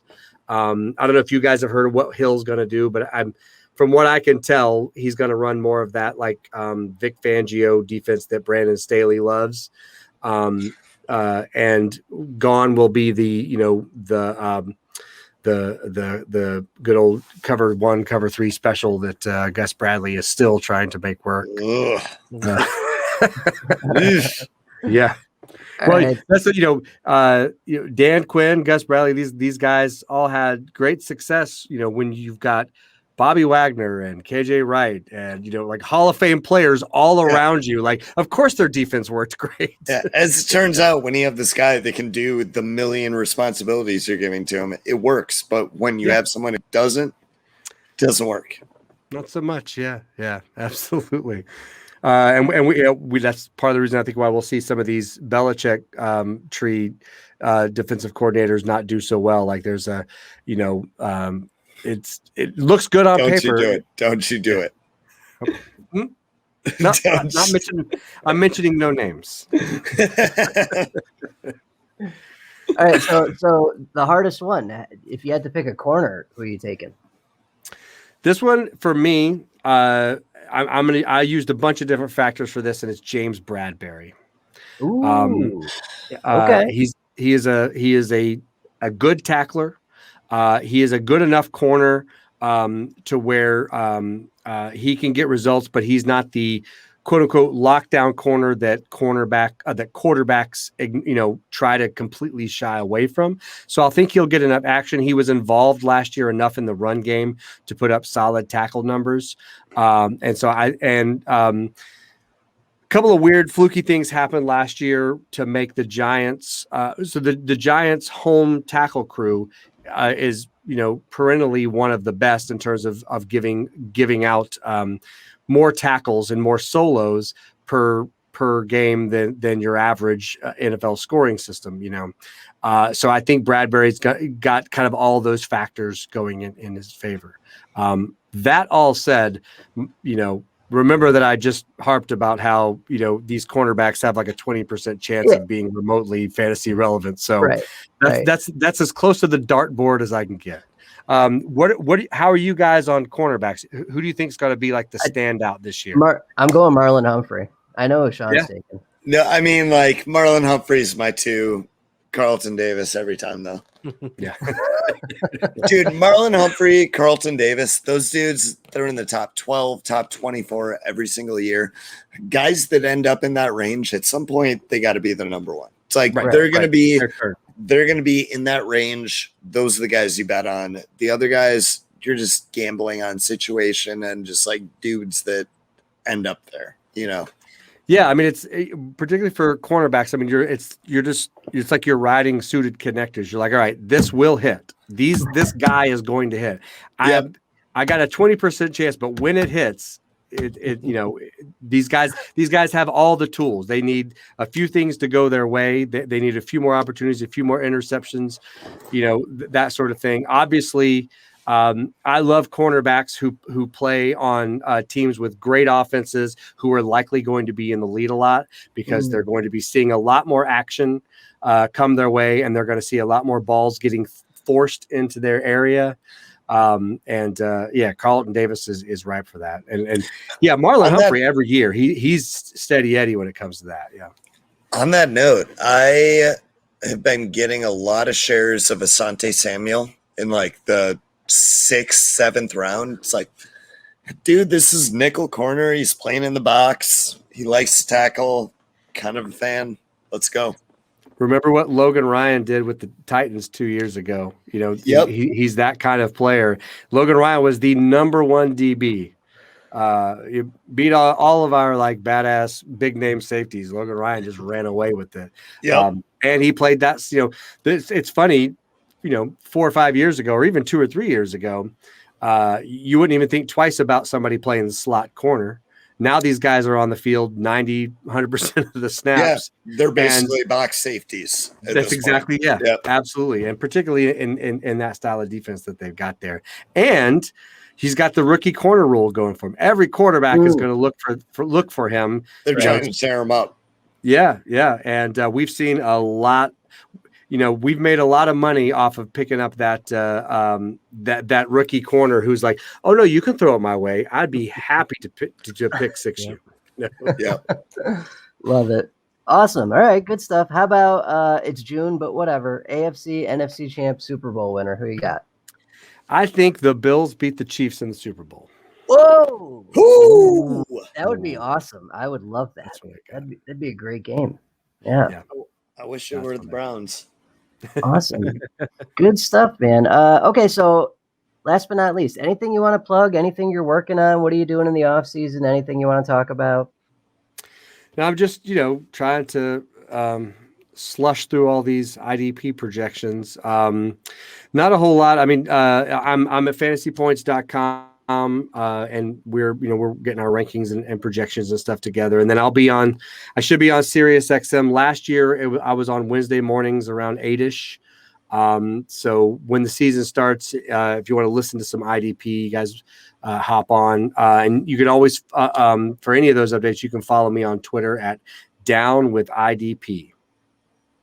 Awesome. Well, thank you, sir. I definitely enjoyed the hell out of it. I don't know about you guys. I really enjoyed that. That was good shit. Yeah. I don't know if you could tell I enjoyed the conversation. Yeah, it's an hour and 14 minutes later. Of course we did. Yeah. I'd love to come back on. I know this will be I'm sure you guys got tons of guests, but I would love to come back on anytime. Oh, definitely, man. We'll hit you up for sure. Sweet. All right. Thank you. Nice to meet you guys and see you guys. We'll hopefully do it again soon. Good luck this year. All right, so that was a great interview. I don't know what you guys thought, but Justin's very knowledgeable. Let's get into our steak and salad. Real quick, I don't really care what you guys thought. I thought that was a great interview, and fuck y'all. We're almost done here, so I can say that. It was a great interview. And we've got a seriously good guest list lined up. I've had since February. I've been writing this shit down as I meet people and talk to them. Like, oh, okay, this is gonna be good. And he was first on the list. So yeah. Johnny's been rising through the ranks of IDP here, going and meeting a bunch of people, just getting around, networking. He's been hanging out with Von Miller. Yeah. I saw the pictures of Johnny drinking with Von Miller last week. Yeah. All right. So if you ask me, I'll DM them to you. So let's get into steak and salad. They might be photoshopped. Sean went to the bar today, in case anyone can't notice. I did. When doesn't he? So let's get into steak and salad. Let's do the steak. We're gonna just talk over the last, since we've been off air. Okay. Just kind of what's the main steak that you got? Why don't Johnny, you kick it off? Okay. I was going to ask Sean, but that's all right. I'll go. Life is good. I'm waiting for the other shoe to drop. That's how good life has been lately. Large raise at work, down 60 pounds, got a PS5 last week. got my money from winning Lamont's league. Stop. You're down 60 pounds. Yeah. Okay. Oh man, sorry, I've you seen can't Johnny just in person. right. You I've can't seen just him in person, breeze and over that. That's a big deal. That's good shit. What'd you do? Nothing. Walking 4 miles a day. That's it. Every day. I walk 4 what. miles every day. That's probably why I'm skinny as shit. Yeah, no, yeah. You don't need to lose anything. I mean, shit. You need to go the opposite, maybe. I would say that Johnny looks about as thin as when I first met him 10, 12 years ago. Is it now? Well, holy shit, man. Good for you. That's great for you. Yeah, for real. I feel good. Things are good. No complaints. And shout out Lamont. Thank you once again, my friend, for getting me in those leagues. I got the payout from that last week. That was awesome. Been playing a lot of golf, a lot of D&D. Started Star Wars X-Wing. Nate, I'll have to tell you about that off air. It's like a Warhammer 40K, but for Star Wars. Okay, yeah. I've heard it's about so it. Cool. Yep. It's so cool. So cool. Yeah, you guys would like it. Yeah, I'm into it. Yeah. And then Mass Effect. That's the big one. Thank you. If you didn't mention that, I was that's going to quit the show. Have not played through it before. And holy shit, have I been missing things. Good Lord. Great game. I don't know if I'm ready to say it's the greatest I've ever played. Chrono Trigger will always hold that record for me for nostalgia purposes, probably. But modern games, probably the best game series I've played. When you story-wise, especially when you go to trilogies, when it's this is the best game series. Oh, no doubt. Yep, it was that or Witcher for me, and or like Last of Us with Last of Us 2 was it was in there. I don't know. They're all in the conversation, but they're all in that same category. It's like, dude, these are all just masterpieces. I'm into it.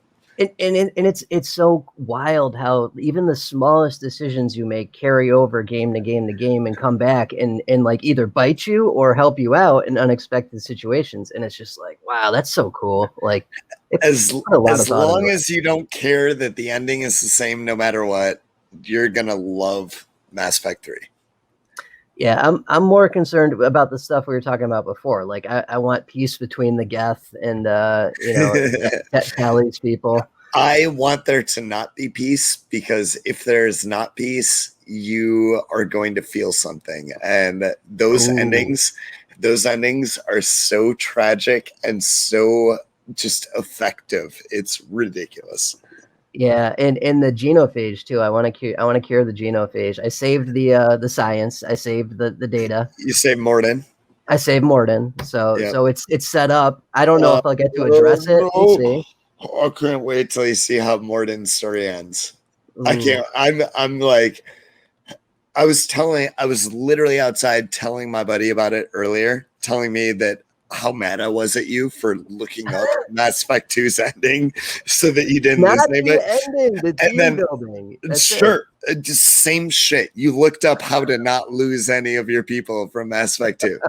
And I was so mad at you, and I was telling him about it. And then I was thinking about some of the characters' endings from Mass Effect 3, and I was like, look at my arm. Look at my arm. And my hair was like standing on just thinking about it, dude. Like, I love Mass Effect 3. It's good. Ooh, we'll be talking. Yep. Nate, all right, how you feel about it? You go for it. Steak. I guess I'm working. You were not doing so hot last time we talked. So there's a major update needs to happen here. It's fucking terrible. I'm working like 65 hours a week now after one job burned down, one job shut down, and two jobs shut down, one job burned down. So now we're back exactly. Dude, the protests, it literally burned down in the protests. Holy shit. Yeah, so here we are, and I have my job back that laid me off originally because of COVID, and I'm doing the same stuff, different location. So all good, and I'm making more money than I was before. They're nice. That's all good. Perfect. That's beautiful. It's all good, man. Yeah, no, I mean, there's been a lot that has changed because of the pandemic in all of our lives. So, it's good to hear that it's bounced back for you, because I know you had some major like It lows. was so bad. Yeah, it was laughably bad. It was like everything that got thrown at you. It was like, this has to be a joke. This can't be real. This is a joke. No, it's real. Okay, let's keep going. Yeah. Well, my stake, I've got, obviously there's been a lot that's gone on since the last we talked. My business is ramping up. Actually, I think I feel confident enough right now. There's a numerous amount of deals going on between the IDP Guys business. As far as we've got an investor. So Keith Gillian, out of Canton, Ohio, is actually buying into the IDP Guys business for the website and everything. So we're setting that all up to be a little more structured, as far as it's always operated under my web design business. So now it's going to be its own entity, and there's going to be a part owner, which is going to help us do some pretty crazy, awesome stuff as far as moving to the next level with the website. We also are working on a partnership deal with Fantrax, where they will become our go-to fantasy platform. And there's a lot of details we're still working on. But they're going to be hosting the Invitational, which allows us to expand it, because they can host up to 2,000 managers in one league. And so that, really opens things up for us as far as being able to expand there. I've got a call with them tomorrow, so we'll see, where that deal heads. But I put my proposal out there. It's a pretty hefty one. It's one that would bring in some good, stuff, I guess, is the most I can say without getting into the details. That will help us expand and everything. So that's been awesome. I have really learned a lot business wise, but talking with people like Keith and Jordan at Fantrax, and actually shout out to a guy, Ricky. Been talking to him. He works for Dell, and so that was very eye opening. But that's been the last couple months dealing with that, and then we've gotten a kitten, a little black kitten we named Luna. Fucking hell. And we got her as like, what is it, like 2 months old is when you can remove, take them from their mother. So she was, we have tracked her birth date to right the week of Valentine's Day. So her birthday is Valentine's Day, and we got her 2 months ago, and she's the most cuddly. She like sleeps in between us, and she gives kisses. It's okay. So does like Johnny. Why did you need a cat? Oh, she's a cute cat. I cat sat for a couple. I of said, days. so did Johnny. Why did you need a cat? Johnny doesn't give kisses. I toss salads. That's what I do. Toss salads. Yeah. All right, my beer's gone. Let's finish this up. Yeah. But It's it's a really cute cat, though. Really cute cat. Yeah. Can you put a picture on the screen for us? Yeah, is she in the studio? No, I might be able. No, I've got the doors closed. She's somewhere. I'll bring her on to the next episode so that people can see her. But can you do the whole episode with her like in your lap? lap? Just right there. Just like struggling, obviously. No, she won't. She won't struggle. She'll fall asleep like right on my chest. If I were to hold her right now, she would just fall asleep. I could do the whole podcast with her. I'm in for that. Like, she'll, just perch. She's like this big. Yeah, she's small.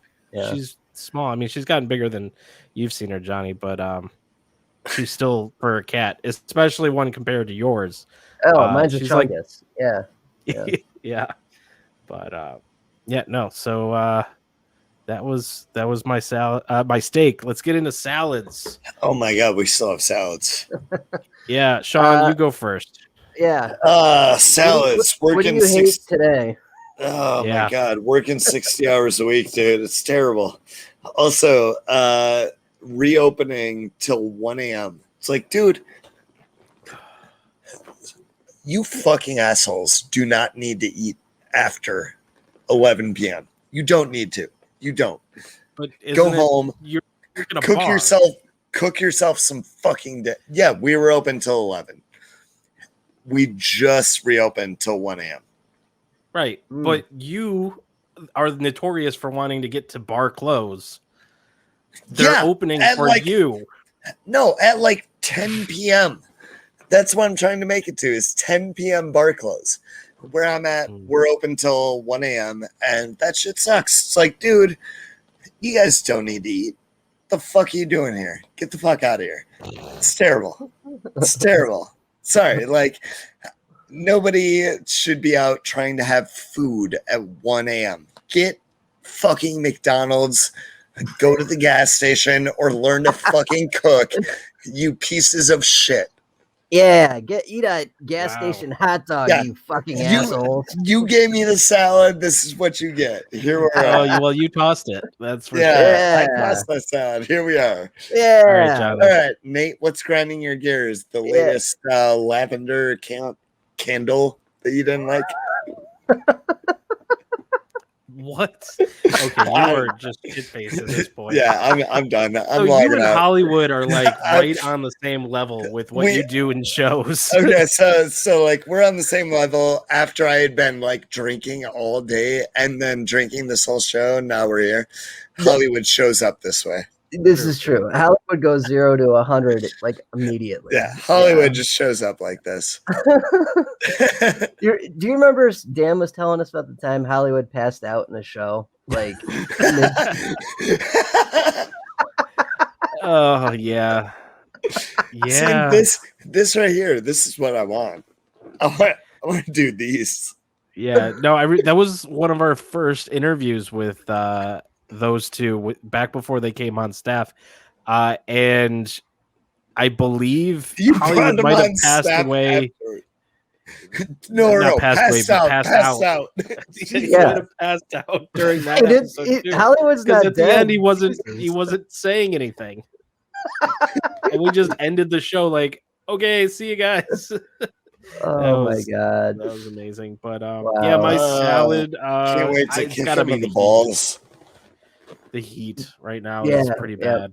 Okay, how warm is it out there? It was 100 today. Yeah, and it was like 95. It was up there. I'm close to Nate, and my living room AC is a fucking lemon, so I have to get it replaced. I just got a new one. Doesn't work. So. That's where I'm at. It kind of hovers around 81 degrees in here. I asked Nate if I could do it shirtless. He said no. Do the next one shirtless. Dude, I asked about nipple tassels. He said no. It's like, dude, what's even the point of the show if I can't do nipple tassels? I'm on board. Yes. I didn't want to scare Justin off, but apparently he really wanted to be here. Oh, Jesus. Okay. Well, that was fun. For real. Beer's gone. Let's go. So, okay, with that, we're going to wrap up the show. We kept it kind of more the interview centered for this episode. We might, I think we got a good interview next week, so we'll see how long that goes. And if we have to push more stuff, so, we didn't really talk news. Plenty of stuff to talk about there. But with that, until next week, we're going weekly until the preseason. This is our final season. This is the final first episode of the season, that whole shtick. See you guys. Bye.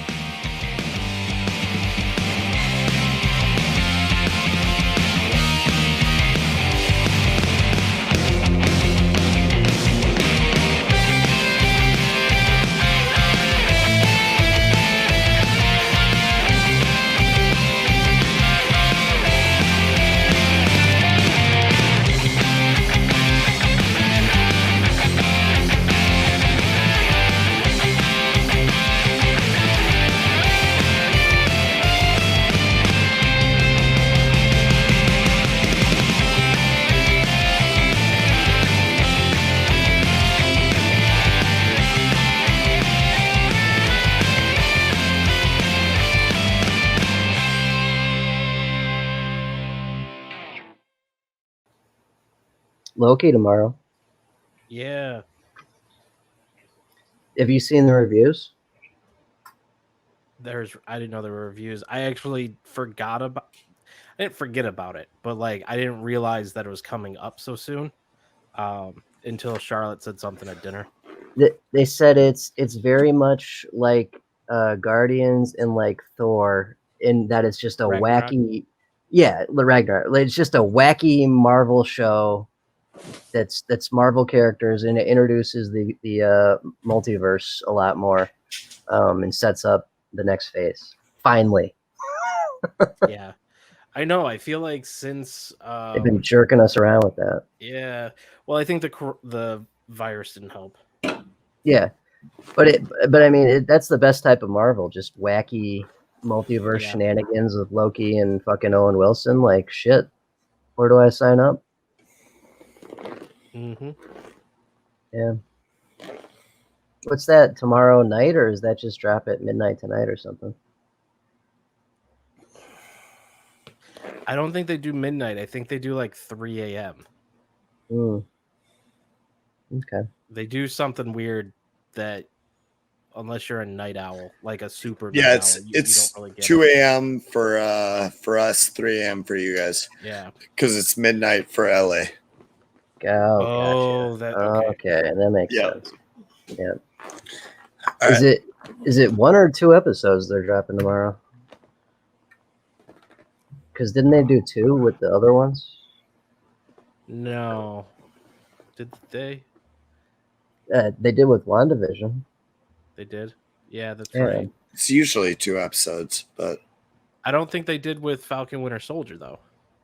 Yeah, because those are longer. Okay, here we go. Coming to Disney June 9th.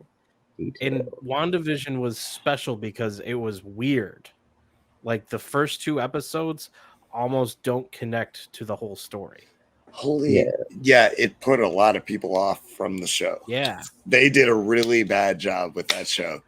I haven't watched the show, so I'm not saying they did a really good job. Right, I'm not saying it recovers well. Right, I'm not saying they did a bad job with the actual show. I'm saying that like they did a really bad job drawing people in, just based on the social media response and like people that I've talked to. It's like but people were talking about it. But people were quitting after the first 2 episodes. They're like, dude, I don't want to watch this shit. I think a lot of those guys came back after the they people did. Yeah. Because the more, I guess, hardcore or the people that stuck it out, like, and just trusted in Marvel, then realized that it all kind of looped back, and it made those first 2 episodes actually good because you then understand what's going on behind the scenes. And I agree with that entirely. My brother said the first 2 episodes were fucking awesome. And I trust him on all these things. To me, it was more like, dude, like, your audience. Your audience is stupid. Don't trust them to fucking. It's not HBO. It's Disney. Right. Do not trust people to like stuff that is intelligent. Like, if you're trying to make good television, you got to lead off with a bang. It's like what Game of Thrones did, man. Like Game of Thrones, it was good television, but they were like, okay, but we're also going to make it like half titties. And they did. And that disappeared. Yeah. That disappeared over a time period, but that's what drew people in. It's like, oh yeah, we got a bunch of dumb people watching TV. Let's get them in here with some titties, and then just like they had wiener fade too. Those out. Yeah, that drew me in. That drew John in, drew Nate in, leave all this in. It's the only reason Joey watched. We got to have an after show, so this is the after show. just leave this after the credits. Leave all of it. Yeah, that's what I'm saying. Yeah. Dude, my dad did not watch Game of Thrones with us. We like rewatch Game of Thrones constantly. We would watch episodes over and over again. And my dad saw 3 scenes of Game of Thrones, and they were all the same scene. And it was all the Flower Prince. What's his name? Martell? Yep. No, not Martell. Not Martell. The gay guy. The gay guy. The knight. Yeah. It was all that. Okay. Every scene he saw was that sex scene.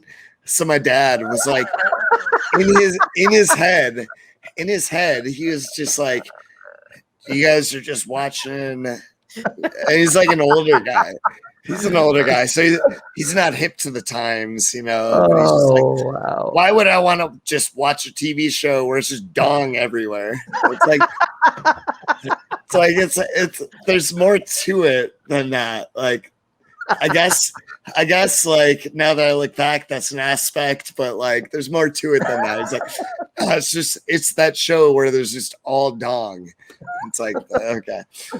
All right, I'm sorry, Dad. Whatever. We need sorry. Dude, I already did that. Holy shit. I'm like sitting here massaging my dick. I'm like sitting here. I'm like, I gotta piss so bad. Still recording. Doesn't matter. Don't care. Leave it in. Leave it in. I'm just like, I gotta fucking piss.